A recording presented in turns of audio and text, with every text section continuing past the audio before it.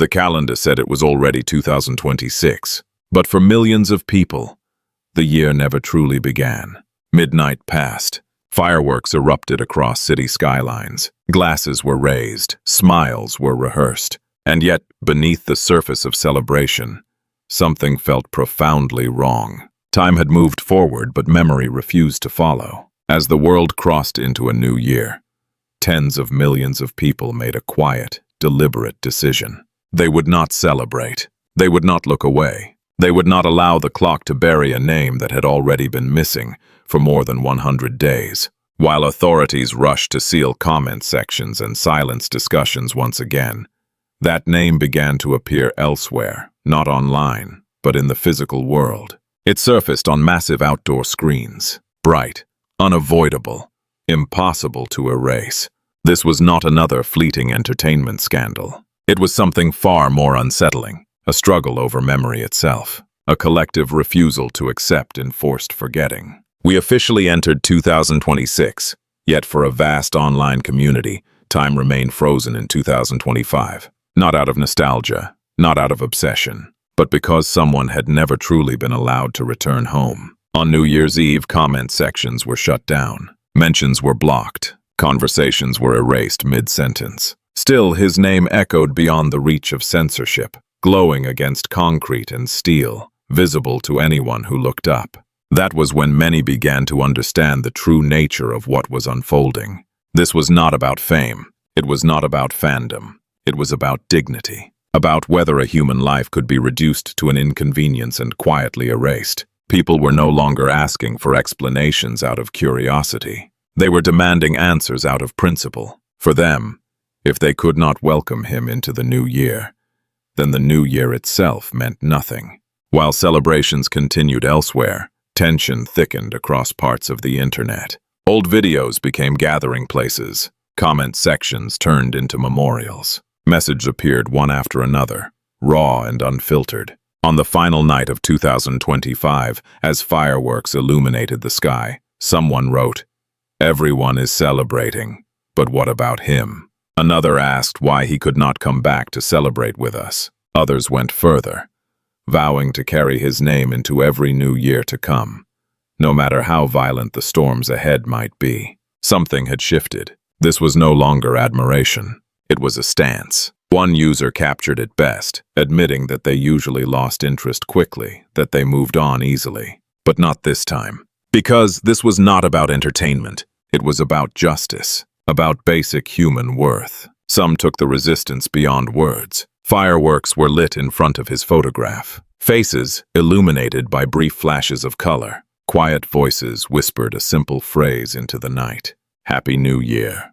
The intention was clear. If power wanted to leave him trapped in the darkness of 2025, then the people would pull him forward into the light of 2026 by force of memory alone. And that determination did not go unnoticed, because when remembering someone becomes an act of defiance, one question inevitably follows. What kind of death is so dangerous that even remembering it must be forbidden? When the comment sections were sealed once again, the silence felt deliberate, mechanical, almost rehearsed. It was as if someone believed that by cutting off conversation, they could sever memory itself. What followed proved how deeply that assumption misunderstood the nature of collective grief. Denied one space, people migrated to another. Old videos became archives. Forgotten uploads turned into memorial grounds. Message accumulated beneath clips, recorded months or even years earlier.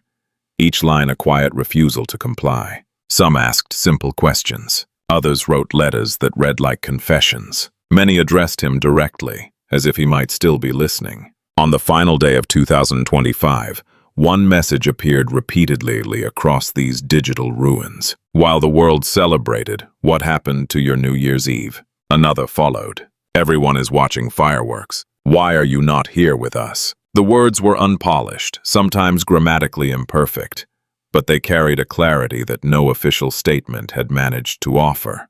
This was not admiration frozen in time. It was recognition delayed by force. Something else began to surface within these spaces. A shift in tone. People stopped speaking like fans and started speaking like witnesses. One user admitted that they had always moved on quickly, drawn to whatever was new and loud. Yet they remained here, long after the algorithms had moved on. Not because they were told to, but because leaving felt like complicity. The phrase that appeared again and again was not fame, nor celebrity, nor influence. It was justice. It was dignity. It was the belief that a life, once erased, demanded to be remembered, precisely because someone wanted it forgotten. Outside the digital realm, the resistance took on a more unsettling form. Individuals began marking the passage into the new year with actions that bordered on ritual. Fireworks were lit not in celebration, but in defiance. Photographs were placed against walls and windows. In the brief, flickering light, faces were illuminated by color and smoke, and voices dropped to a whisper. Happy New Year. The words were not addressed to the future. They were directed backward, toward someone deliberately left behind. These gestures unsettled observers because they blurred a line many prefer to keep intact. They suggested that memory was no longer passive. It had become active, performative, almost ceremonial, and when memory takes on ritual, it becomes difficult to control. Authorities noticed. In the days that followed, attempts to suppress discussion only intensified. Platforms issued warnings. Posts vanished without explanation. Accounts disappeared overnight. Even neutral references to his name were flagged, labeled as violations without clearly defined rules. The inconsistency itself became evidence, at least in the eyes of the public. Then, something happened that no filter could erase. On the night of December 31st, his name appeared on a massive outdoor screen in Shandong. Not hidden, not coded. Displayed openly, accompanied by his image and a message written in unmistakable clarity. It spoke of starlight guiding the way home, of flowers blooming in welcome, of return. People who witnessed it described an overwhelming stillness. Some cried openly, others stood in silence, unsure whether to laugh or to look away. For many, the moment felt unreal, like a fracture in the surface of controlled reality. Online, the footage spread instantly. For some, it was a sign, proof that memory could still break through, that not all spaces were sealed, that the night might not last forever. Others saw it differently, as a calculated risk taken by someone with access, someone willing to test the limits of erasure. Either way, the impact was undeniable. The display did not answer questions. It raised them. Who authorized it?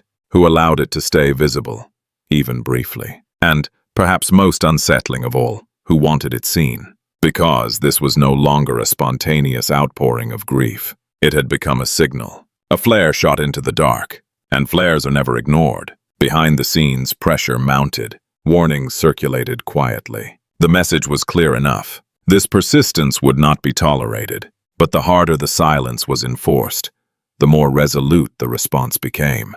People began speaking of him not in the past tense, but as a presence carried forward. They wrote that he would walk with them into every new year to come, that no amount of deletion could change what had already been seen. That memory, once shared by millions, could not be recalled like a defective product. The struggle had outgrown its origin. It was no longer only about what happened to one man. It was about who decided when a life was allowed to matter, and whether forgetting could ever be demanded as a civic duty. The night of the outdoor display marked a turning point. From that moment on, remembering became an act of open resistance, and once resistance enters the light, it begins to invite consequences. Because if memory could still break through the darkness once, what else might follow? The shift from memory to consequence happened faster than many expected. It did not begin with arrests or official statements. It began with a live stream. Guanzhang had entered the mainland market carefully. His appearance was calculated, his tone restrained, his presentation polished. According to reports, his first major broadcast was a commercial success. Within 20 minutes, sales exceeded 140,000 United States dollars. The formula seemed flawless: visibility, compliance, profit. But beneath the surface of transactions, another current moved quietly through the comment feed. Viewers were not asking about products. They were asking about a name. For weeks, supporters of Yu Menglong had searched for voices beyond the reach of domestic censorship. Guanzhang, operating across borders, appeared to them as a rare opening. They did not demand a declaration. They did not insist on confrontation. They asked simply for acknowledgement. What they received instead was contempt. Mid-broadcast, the atmosphere changed. Irritation crept into his voice. The questions, he said, were disruptive, irrelevant. Then came the sentence that fractured everything, spoken casually, dismissively. "Was Yu Menglong your father? Why should I care about him?" The words lingered in the air longer than the live stream itself. What followed was not outrage in the conventional sense. There were no organized calls to action, no slogans, no centralized leadership. There was only withdrawal, silent, immediate, absolute. Customers who had purchased moments earlier began submitting return requests. Not in dozens, in waves. Platforms struggled to process them. Commentators described it as a tsunami, overwhelming and indiscriminate, collapsing the commercial structure in real time. For many, this reaction was misunderstood by outside observers. It was not political retaliation. It was not ideological punishment. It was moral rejection. The people pulling their support were not defending a position. They were defending a principle. That human dignity was not negotiable. That mocking the dead crossed a line no amount of patriotism or compliance could erase. Analysts later suggested that Guanzhang had miscalculated the landscape entirely. He assumed that alignment with authority, symbolic gestures of loyalty and public restraint would secure approval. What he failed to grasp was the meaning Yu Menglong had come to hold. For younger audiences especially, this was no longer about the details of one death. It was about accumulated injustice, about social arrogance, about the growing sense that lives could be discarded without consequence if they disrupted unspoken rules. In that context, his comment was not an insult to one man. It was a reminder of a system that demanded silence, then mocked those who refused to provide it. The collapse did not stop with him. Other public figures soon faced similar reckonings. An actress found her assets frozen without warning. Tens of millions of dollars locked overnight. A trust fund established offshore, reportedly to shield wealth, was stripped down to its shell. The protection it promised evaporated when it was needed most. A screenwriter followed. During a separate live stream, he lashed out at viewers, calling them poor, telling them to leave if they could not afford him. The response was immediate. Millions unfollowed him within hours. Major brands severed partnerships without public explanation. What disappeared was not only income, but trust. One comment captured the sentiment succinctly. "This is not about appearance. It is about rot." Still, the question remained. Were these collapses directly connected to the unresolved case? Legally, no authority confirmed such a link. There were no official declarations, no formal accusations. But public perception does not wait for verdicts. To many, this sequence of events embodied an ancient principle, that actions, even delayed, eventually return, not as punishment imposed from above, but as consequence delivered from below. Yet none of this addressed the core mystery. Beneath the cancellations, beneath the financial implosions, beneath the spectacle of reputations falling apart, one detail continued to haunt the public consciousness: the dinner. 17 people. One official explanation: alcohol-related. Case closed. Few believed it. Rumors continued to circulate about who was present that night. Names whispered but never confirmed. Figures from entertainment, from business, from circles accustomed to invisibility. Their current whereabouts, their sudden disappearances from public view, only intensified suspicion. No amount of collapsed careers could substitute for clarity. No symbolic downfall could replace truth. And as attention shifted from personalities to power, one realization became unavoidable. What really mattered was not who had fallen afterward. It was what had happened before. Because the further the narrative drifted, the more obvious it became that all roads led back to a single moment. A private gathering, a closed door, a story that refused to align with the evidence people believed they were seeing. And until that night was understood, no number of cancellations would satisfy the public's demand.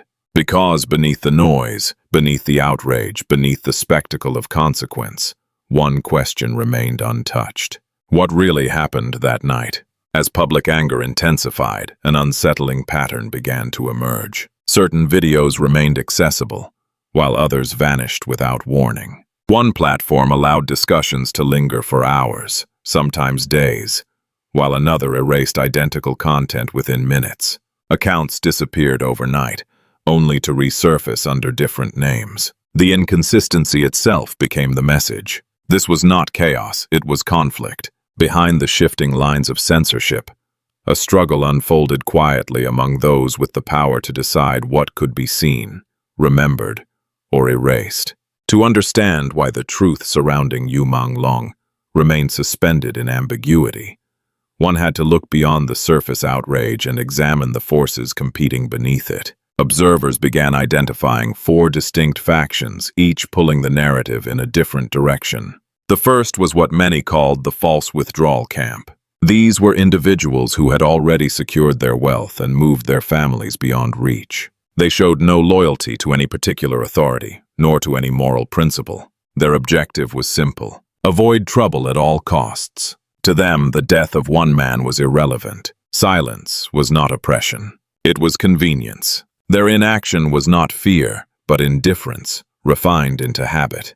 The second faction operated under the banner of the greater picture. They positioned themselves as critics of the current leadership, yet remained firmly within the existing framework. For them, the case of Yu Menglong was not a moral imperative, but an opportunity, a lever to be pulled at the right moment, against the right opponent. They resisted closure not because they sought justice, but because instability threatened their long-term calculations. Disorder was useful only when controlled. Truth revealed too quickly carried risks they were unwilling to take. Then there was the military-aligned faction. This group was spoken of cautiously, often in half-sentences and indirect references. They were described as pragmatic, disciplined, and acutely aware of leverage. Rumors circulated that some of the high-definition surveillance footage appearing briefly online had origins not available to civilians. The clarity of certain images suggested access beyond commercial systems.